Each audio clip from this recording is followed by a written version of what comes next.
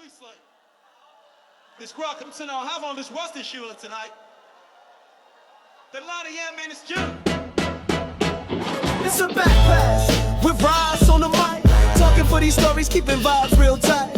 Legends and laughter, you know the drill. Back pass with Ryan, football, better and chill. From SG to the region, we cover the game. Big names, small clubs, the passion's the same. Stories from the pitch and the ones untold. Back pass with Ryan, Where the beautiful game unfolds. Welcome everybody, Back Pass with Ras, and this is your host Ras, bringing to you a rather solemn episode, as it's a solemn day for those who support Italy. For the first time in the history of World Cup, a World Cup winner will be missing from the World Cup for 3 editions straight, 3 consecutive editions, and it's unprecedented. And where do we start? Wow, lots of emotions to say, but let's just dissect things and start from 2010 perhaps. Going back to 2010, well, I felt 2010 was where probably a revolution needed to be taken place in Italian football. And to recall what happened in 2010, Italy entered the World Cup as World Cup defending champions in the World Cup, drawn in a relatively easy group on paper, or rather not too tricky, I would say, with Paraguay, New Zealand and Slovakia. Italy ended the World Cup out of the group stage, bottom of the group, which was an embarrassment. He had a squad that aging players, that players that were young, so a bit of a transition. We had Marcelo Lippi still in charge of the squad, back for his second stint as Italy manager, but he couldn't wield any magic. And that's probably got to do with the quality available to him and the declining ages of the players, of some of the players that were there in 2006. So 2010 was when I first felt that Italy needed a revolution, and they did try doing something. They set up a commission that comprised of Arrigo Sacchi, Roberto Baggio, and I remember one other individual. I can't remember who he was right now, but very famously right now we know Roberto Baggio presented a document stating that the academies needed rehauling. The ways, the methods of the academies need to be refreshed and changed. But all of that, I believe, was a 600-page dossier that was tossed out the window, just like that. And then fast forward 2 years later, 2012, Italy reached the final of the European Championships. It's Euro 2012. Unexpected, nobody expected that to happen, but Italy reached the final. We were resoundingly beaten by Spain, who were the best team in the world at that point of time. We looked tired in the final, but having reached the final, I felt it was a very good accomplishment for that team, and it felt like, okay, maybe Italy is on the mend. They're on the right track. They were like getting back to where they're supposed to be. But then go to 2014, again, Italy exited out of the group stage in a group that had England, Uruguay, and Costa Rica. One of the biggest embarrassment, biggest shocks of that World Cup, or in the World Cup history of Italy, was losing to Costa Rica in the group stage. And Costa Rica were on a giant killing run in that tournament. So it was true to their character, Costa Rica, but Italy was expected to beat Costa Rica, but did not beat them. Out they went in a group stage, and again, you were pummeled down to the lowest of low, I would say. Lowest of low, and felt that maybe, now is the time for revolution. And Italy needs to do something, need to revolutionize the squad, need to revolutionize Italian football. That did not happen. In came Antonio Conte and got them punching above their weight at Euro 2016. Italy reached the quarterfinals. On the way, they knocked out the defending champion Spain. They held the defending World Cup champions Germany in the quarterfinals, brought it all the way to the penalty shootout in one of the most comical penalty shootouts ever. Even Germany didn't have, I felt Germany didn't have the best of penalty shootouts, not their usual standard. So in a way, if Italy had taken better penalties, maybe we would have beaten Germany and got to the semi-finals. But reaching the quarterfinals with that team was also a big achievement, and you felt okay again. You felt okay, we're on the mend. And then came 2018. 2018 felt like now we've reached the lowest of the lows. Not qualifying for the World Cup after I don't know how many years it was. It was for many years. 1958 was the last time Italy did not qualify for the World Cup. And fast forward 2018, I believe 60 years, a difference of 60 years between 1958 and 2018.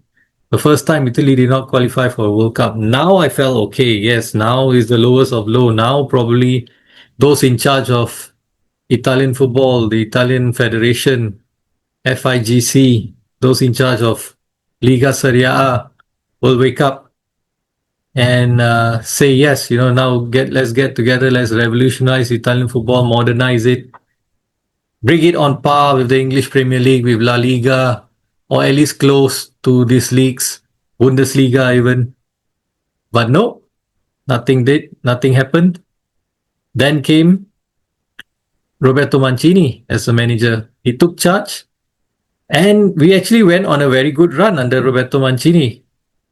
So that run under Roberto Mancini started from the qualifiers for Euro 2020, which was postponed due to the outbreak of COVID.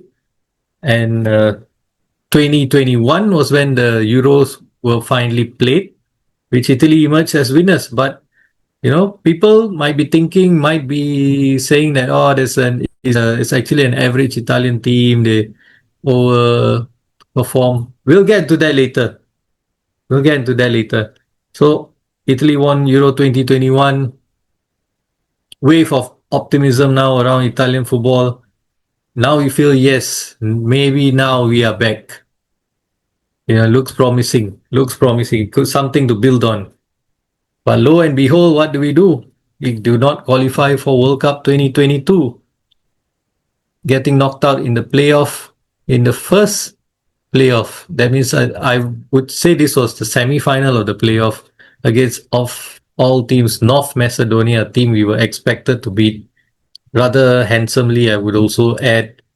But we were shocked by North Macedonia at home in Italy. Another embarrassment. And now again, we felt, all right, this is the lowest of low. Again, 2 World Cups that we've missed, despite winning the European Championships in between. That's 2 World Cups that we have missed. Italy, 4-time winners of the World Cup, missing 2 World Cups in a row. That cannot happen. Time to revolutionize Italian football, modernize Italian football, but no, nothing of that sort happened again.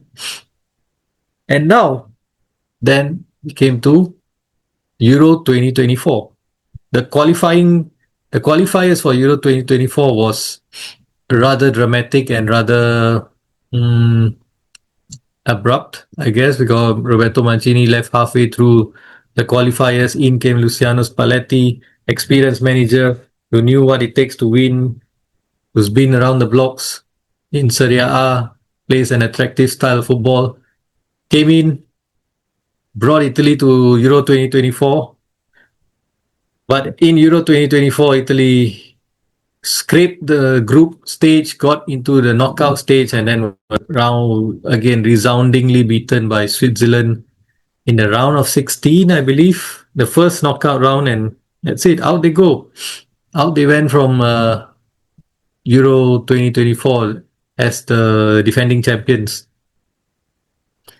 And then the qualifiers for this World Cup that just concluded early this morning at the point of recording, which is the 1st of April in Singapore and the regions around us, which concluded with another epic failure, another time that Italy will be missing from the World Cup. 3 World Cups in a row now, Italy has missed the World Cup. Well, my feelings around it, 2018, I felt they deserved it because we weren't good enough. That's a fact. We weren't good enough. We had quite a decent qualifying campaign. Started off quite well until we played Spain in Spain and tried going toe to toe with them there and got beaten quite easily. Then it started to unravel a bit, and the playoffs against Sweden, we could have played until the next day. We were never ever gonna break them down and score a goal. So that's how bad it was in both legs of the playoff against Sweden. Then fast forward to 2022, the qualifiers for 2022, that one had a lot of regret for me. I felt a lot of regret because the details are minute. Had Jorginho scored one of the penalties in the qualifiers against Switzerland, Italy were awarded a penalty in both games against Switzerland, and in both games Jorginho stepped up, took it, missed it. So had he even converted just one penalty, Italy would have qualified automatically without the need of playoffs. And that's the biggest regret, because having gone to the playoffs, even if Italy had beaten North Macedonia, we would most likely face Portugal. And I would struggle to see this Italy or rather at that point, beating Portugal. Maybe not 50-50 or maybe more like 60-40 in favor of Portugal. But, there you go. Out we went. We should have already qualified automatically, but we did not. All the ifs and buts. And for the qualifiers that just concluded for World Cup 2026, what went wrong here? It started from the very first game against Norway, where we lost 3-0 away to Norway. Luciano Spalletti was sacked. There was a bit of a renaissance under Luciano Spalletti in the Nations League after Euro 2024, where we beat France and I think Germany, had a good run of results at the start of the Nations League. And it looked like, okay, Spalletti's got it figured out now and we're on the mend. But again, it did not last. It did not last long. So, the difference right now, the sequence I've always mentioned to you, first started with getting knocked out from the World Cup in the group stage to then going to the Euros doing well, again knocked out from the group stage of the World Cup, going to the Euros doing well, then not qualifying, and then winning the Euros. So there has always been a peak and trough in the Italy's journey from 2010 onwards. But right now, it's going down. The decline, there's a decline here. We can see a decline. Started from Euro 2024, did not do well there, and then did not qualify for World Cup 2026. So this is bad. This is bad. This is worse. There's a feeling of dread around Italy, and whenever Italy plays, you don't know what you're going to get. There's a feeling that the players are being weighed down by the toxicity, the negativity around the team. It reminds me a bit of England in the 2000s, where they had their so-called, golden generation, and there was a lot of expectations around England. But the difference, of course, England at least qualified for World Cups and European Championships in those years. They missed out on Euro 2008. But besides that, they qualified for every other tournament, unlike Italy. And England were, at that point, felt like they were weighed down by the pressure from the media, from the fans, the expectations. They should be doing better with the quality of players that they had and the players that were performing so well for their clubs. But just not gelling for the national team for England. And again, here right now, it feels kind of similar that there are Italian players. It's not like there are Italian players. Of course, you compare the Italian players that are available today with what we had in the 90s in the Northeast. It's a difference of heaven and earth, of course, because there was an abundance of talent back in the 90s and the Northeast. And back past, if Russ talks about football in 90s and Northeast, you can go on and on talking about football in the 90s and Northeast. And, the talent we had in Italy in those days was just unbelievable. Even the players that missed out or didn't get selected as often or didn't appear too often for the national team in those years would easily get a run in this squad and be superstars. So that's the kind of talent Italy had. But that is that. The talent is one thing, but there is still talent in the Italian squad. There are players in the Italian squad that have gone deep in the Champions League.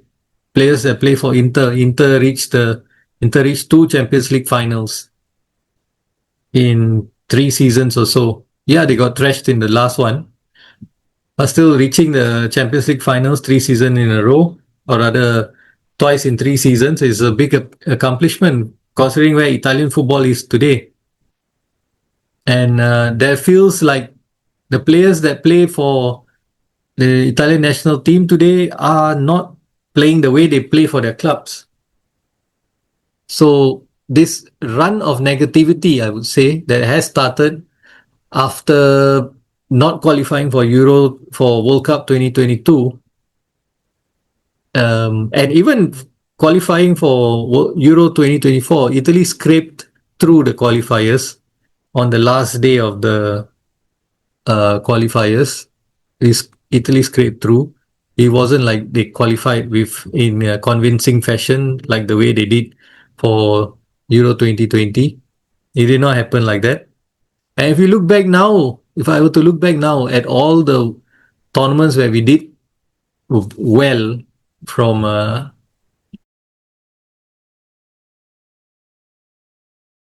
you did not feel like at that point, yes, it did feel like, okay, this is a new beginning. There is potential. There is something brewing here. We can build on this. Always felt like that. But if you look at it right now, in hindsight as well, it felt like a lot of it, Italy did well because the players punched above their weight. The managers in charge made the players gel together as a group, and they punched above their weight. And Italy always does well when there's little to no expectations of them. That is when they are the most dangerous, and they always do well. And there was still some quality in those teams that made the difference, which is why they managed to get to this point. The only point where it felt like, okay, we really now have something to build on was the squad that won the Euro 2021, because a lot of players in the Euro 2021 team were of the right age that could grow, could develop, could get better. But unfortunately, over the years, they have not got better. So where do we go right now? Italy is not a matter of a manager. Although I feel that, if it's not Gattuso, it was if Spalletti had stayed on after losing to Norway 3-0, he would have still got Italy through, would have got Italy past all the other opponents that they faced. Italy would have beaten all of them, even with Spalletti around. So Spalletti is a great manager. Did not work with him. Gattuso's appointment, I was not very keen about it because he's not had a really great managerial record. Wouldn't say he's been doing wonders, but I thought maybe as a national team manager might be different. Gave him a benefit of doubt. And to be fair with him as well, he has also struggled to remove the negativity. And even the qualifiers that we saw, the playoff against Bosnia-Herzegovina, it wasn't that bad actually, a performance. I would say it wasn't that bad. Italy were down to 10 men in the last 10 minutes of the first half. From the last 10 minutes of the first half itself, they withstood waves and waves of Bosnia pressure, and held on. Considering that Italy, although known to be defensively very strong, traditionally strong in defense, have not actually shown great defensive qualities. They have a lot of they have good defenders that are good on the ball, which is a common thing in modern football nowadays. You don't actually have defenders as many defenders anymore as it used to be. Nowadays, defenders are like midfielders and they are good on the ball and don't really and have kind of lost the art of defending, and that has applied to Italian defenders as well. So they have struggled as a defensive unit, as defenders individually as well, and have shipped in a lot of goals, but they have withstood the pressure of Bosnia in the Bosnian home ground. And it looked like it was going well actually, and there were actually chances. Italy had chances to extend the lead, and had they taken the chances, we'll be here talking about a different story. But I would say yes, we'll be talking about a different story. That yes, Italy finally broke the hoodoo and qualified for the World Cup. Had Italy taken the chances, but still the problem exists. The problem that are there today would still be there if Italy had qualified for the World Cup. And the problem is, and the matter that needs to be resolved is the modernization and the revolution of Italian football. It has to be done right now. And it just feels very frustrating. I'm not Italian by citizenship. I'm not Italian by race. But I've been supporting Italy since 1991. It's been my team. It's been my adopted country, so to speak.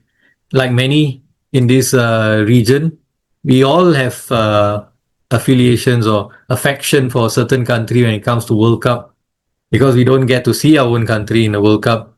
Maybe in the future, we never know. But in the near future, in the past, we've not seen our countries, not had our countries. We always have adopted a country, and it's always been due to one player or due to style of play or something of that sort that we've adopted that country. So Italy has been that country for me, and since 1991, I've been a fan.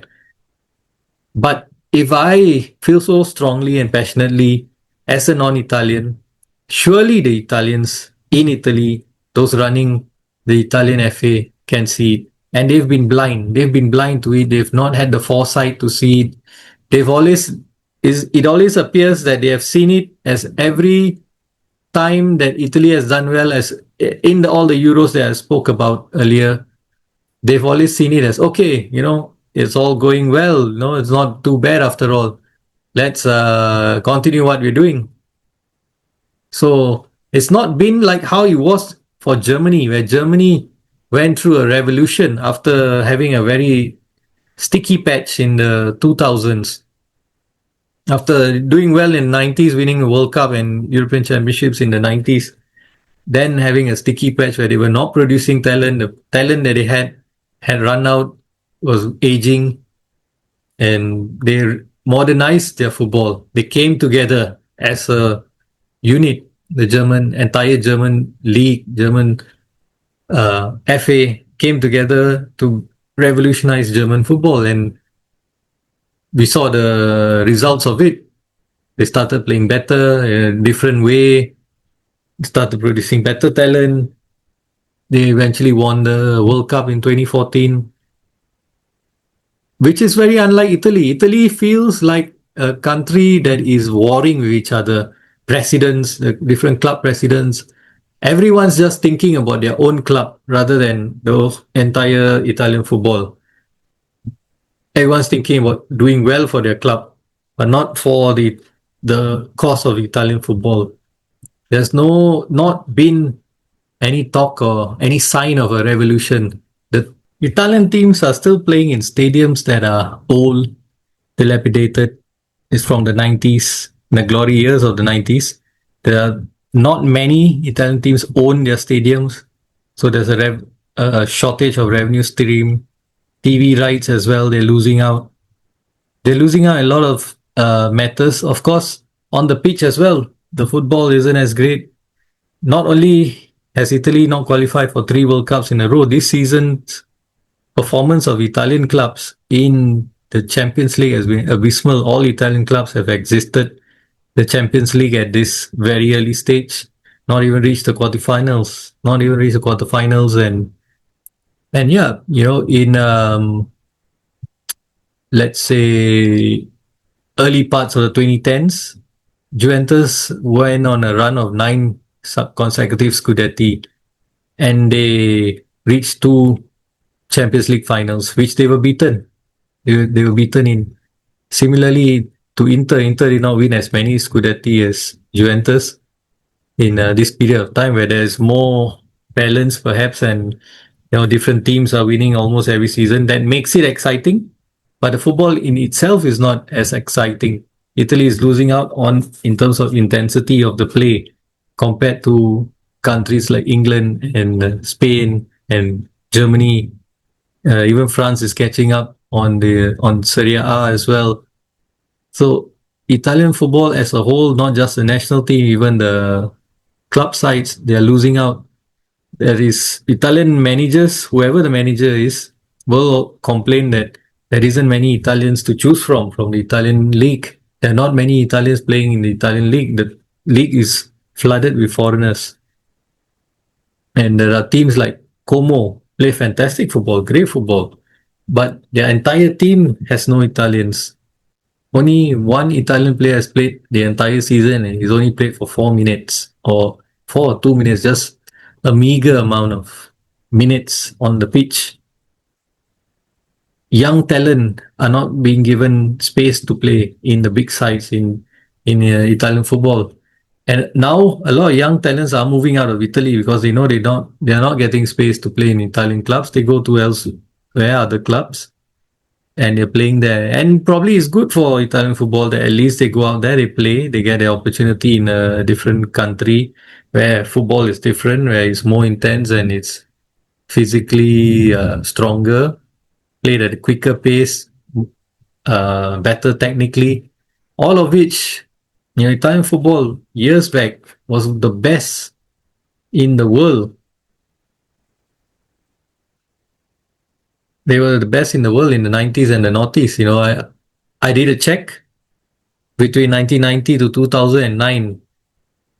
10 times a player in the Italian Serie A has won the Ballon d'Or and the FIFA World Footballer of the Year, as it was known back then.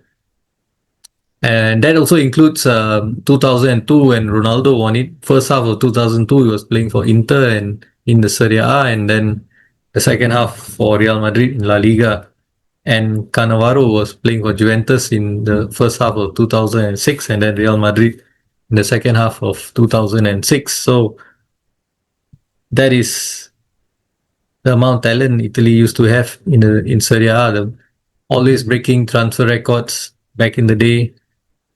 Champions League, European Cup, Italy in that period, probably 1990 to 1991 to 2008, 2009, there were 4 times Italian clubs were champions of the Champions League, European Cup. 7 times they finished runners-up. UEFA Cup, they were champions 6 times, 5 times finishing runners-up. Cup Winners' Cup, the old, now defunct Cup Winners' Cup, they were champions twice, once finishing runners-up, but that was only till 98-99 when the tournament was scrapped. So that was the level Italian football was at. Right now, nowhere near.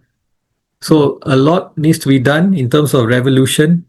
But first of all, it needs to be recognized. There needs to be an overhaul of the leadership, and the leadership needs to recognize that there needs to be a revolution in Italian football.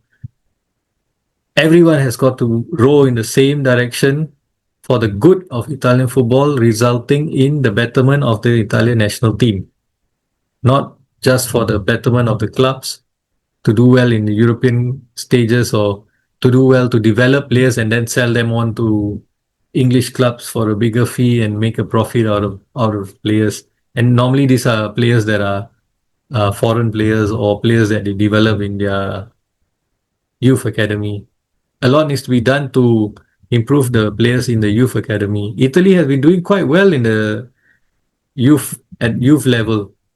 That needs to now make the step up. The youth, that have been doing well in those levels, under 17, under 18, so on and so forth.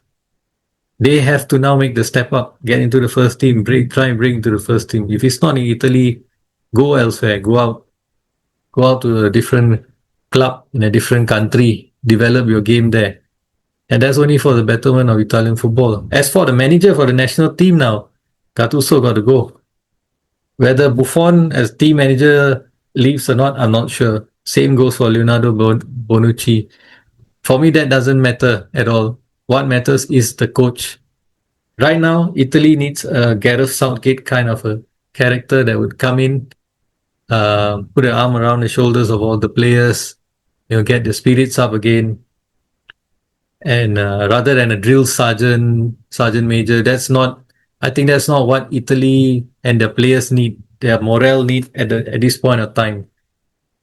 They need someone with a softer, friendlier touch, just to get them playing again, get them enjoying their football, get the fans to enjoy the football, to believe in the team. There is no belief in the fans as well. Even fans in the stadium, fans watching on TV like us, we watch with dread, we watch with fear, we watch with anxiety, don't know what's going to happen.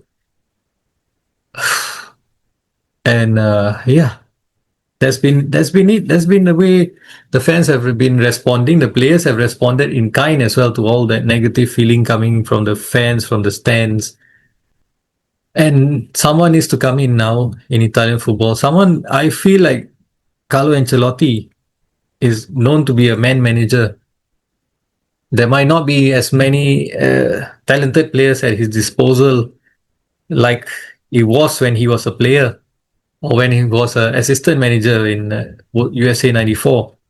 But still, he has still got the ability, I feel, to raise the level of the team, get the team playing again to the level expected of them. But I know he's under contract with the Brazilian FA, which is a pity, really, that a manager of his caliber is managing a foreign country like Brazil, which in a way, in the world stage, should be Italy's rivals. But that's probably modern football for you. And don't know, maybe if Brazil don't do well, he gets a sack, and then there could be a chance he could come to Italy. Well, hoping that is the case. But he's one contender. Claudio Ranieri is another contender that I feel could be someone that could do the job. Is needed rather for Italy right now to bring them up, raise their morale. And I don't know who else is out there that could do the job like that. So there's a lot of soul searching needs to be done. I mean, this word has been used a lot when they've been knocked out early from the World Cup, from not qualifying the previous two times. This word has been used a lot, soul searching, but nothing has been done. Nothing in terms of action. A lot of talk and no action. So that is all. I think that's all. I conclude this episode with that. Another World Cup where which I'll be watching as a complete neutral. In a way, it's fun because you have no tension around the matches of your favorite national team. But it's a pity when the World Cup comes around, you just don't see Italy in it. You feel sad. It's a pity that okay, you miss one World Cup. And you say, okay, yeah, next one we must be there. But still you're not there. You just feel really sad and heartbroken. And I thought at that point of time when in the 90s and all, losing on penalty shootouts was sad and heartbreaking. It was, but this is worse. This feeling is worse. And hopefully right now, I really hope, fingers crossed, there will be a revolution in Italian football and Italy can get back to being at the level it used to be. And it's a real pity because right now, if you speak to a kid in someone in school right now and say that, hey, I support Italy, they'll look at you and think, What's so good about Italy? Why are you supporting them?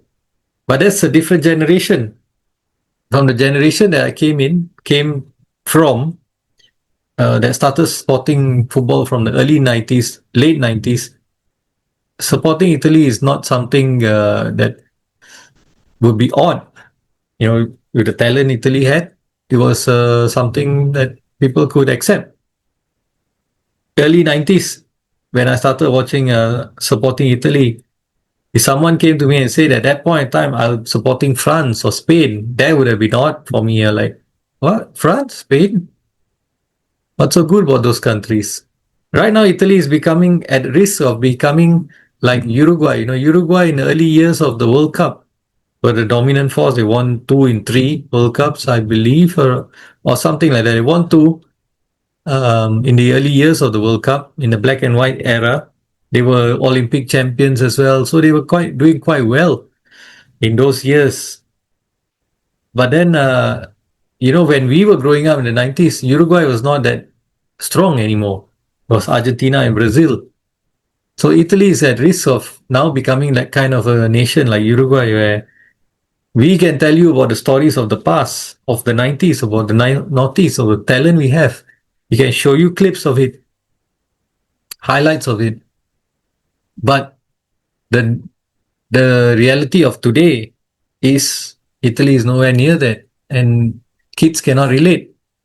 So no, my son is 5 years old. We celebrated winning the Euro 2020 in 2021 when he was 1 year old. He had barely any, of course, he had barely any recollection of it. He was very young, but there are photos of it. We have photos of it.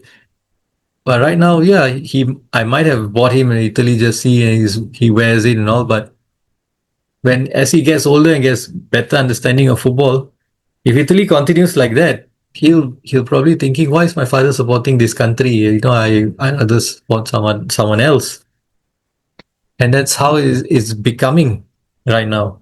And that this is us non-Italians, those that are in Italy, Italians in Italy or of Italian descent living outside of Italy. Kids have not seen Italy play in a World Cup ever. Can you imagine that? It's a crazy predicament, crazy stat, and very sad, very sad indeed. Whatever your opinion is about Italian football over the years, you might have said Italy has been lucky to win games because we play in a defensive style. We always just soak and then hit you on a counter attack, and that's a not very attractive style kind of a football to play, not easy on the eye, and is associated with being lucky. I've heard that a lot when I was growing up. That could be your opinion. Even winning Euro 2021, you might say, oh, Italy was lucky because after that, see, look what happened. They never qualified for the next World Cup, and then again for the next World Cup, the World Cup after, they never qualified. That was a fluke. But it was not a fluke. That World Cup, that Euros was not a fluke at all because Italy was on a good run. They were confident. The players coming into the tournament were confident. They were a group. They were united. And that's what got them results. They played well. There were games where they didn't play too well, but they gritted their teeth and see it through, which is an Italian characteristic. The ability to suffer and win. That is part of what Italy has been known for. And that's how they won the Euro 2020. That's the only time in this period where you felt like, okay, Italy is on the right track, proper right track. But yeah, like I was saying, whatever your opinion is of Italy in the past, but I'm sure a lot of you would miss having a nation like Italy in the World Cup. Even if you don't support Italy, you might have respect for Italy, or rather miss Italy right now because, I in the past had great rivalry with Brazil, but today if I watch Brazil, I miss the Brazil of old, of Ronaldo and Rivaldo, Ronaldinho, all these guys, Romario. The way they played was something else, not like what we see of Brazil today. But that's a topic for another day now. So, right, this is me, Ras, now signing out, not taking up any more of your time.